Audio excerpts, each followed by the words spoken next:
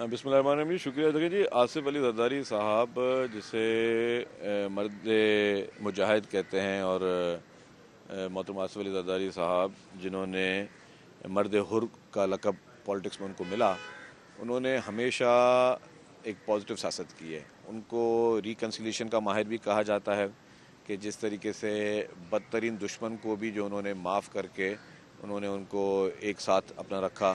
اور محترم آصف علی زرداری صاحب نے جو ہے وہ اس ملک میں اپنے جب صدر بنے تو انہوں نے اپنے آئینی اختیارات جو ہے وہ انہوں نے پارلیمنٹ کو دیے. اور اس وقت آپ کو پتہ ہے کہ یہاں پہ چھوٹے چھوٹے اختیارات کے لیے لڑائیاں ہوتی ہیں. انہوں نے اپنے سارے اختیارات جو پریزیڈنٹ کے تھے 58(2)B کے تھے وہ سارے انہوں نے پارلیمنٹ کو دیے اور پارلیمنٹ کو مضبوط کیا. پھر محترم آصف علی زرداری صاحب نے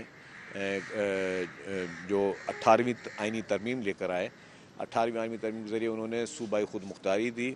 انہوں نے جو ہے خیبر پختونخوا کا نام جو ہے پہلے جو سرحد تھا اس کا نام خیبر پختونخوا رکھوایا کیونکہ وہاں کے لوگوں کی وہ خواہش تھی.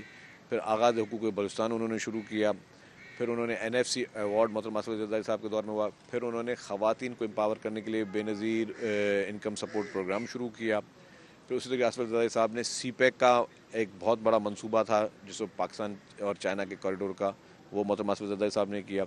تو اس طریقے سے ایک نان اسٹاپ قسم کی جو ہے ان کی وہ کاوشیں تھیں جس پہ انہوں نے سب کو ساتھ لے کر چلے. پریزیڈنٹ آصف علی زرداری صاحب کے دور حکومت میں پاکستان میں کوئی ایک بھی جو ہے وہ پولیٹیکل پرزنر نہیں تھا. اور وہ پولیٹیکل پرزنر انہوں نے کہا کہ جی کوئی پولیٹیکل پرزنر نہ ہو. تمام لوگوں کو انہوں نے جیلوں سے جو تھے بھی ان کو رہا کروایا.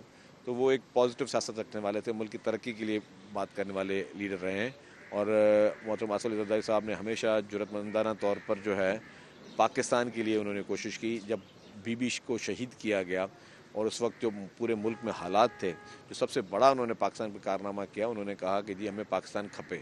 تو پاکستان کا کھپے کا نعرہ بھی محترم آصف علی زرداری صاحب نے دیا. تو محترم آصف علی زرداری صاحب جنہوں نے ہمیشہ ایک بردباری کے ساتھ سیاست کی ہے، بدترین انتقام کا نشانہ رہے، 11 سال جیل میں بھی رہے، لیکن کسی بھی اپنے مخالف کو انہوں نے کوئی بدلہ نہیں لیا، انہوں نے کوئی ریونج نہیں لیا. تو ایک عظیم لیڈر ہیں اور پاکستان میں اس طرح کی لیڈرشپ کی بہت اشد ضرورت ہے جو بردبار ہو، جو اپنے ملک کے لیے کچھ کرنا چاہتا ہو. اور ان کے جتنے پروگرامز تھے وہ لانگ ٹرم پروگرامز تھے. محترم آصف زرداری صاحب کے ان کے جتنے بھی پروگرامز تھے وہ ان کا مقصد ہی یہ تھا کہ وہ دور اندیش طور پہ وہ دیکھتے تھے.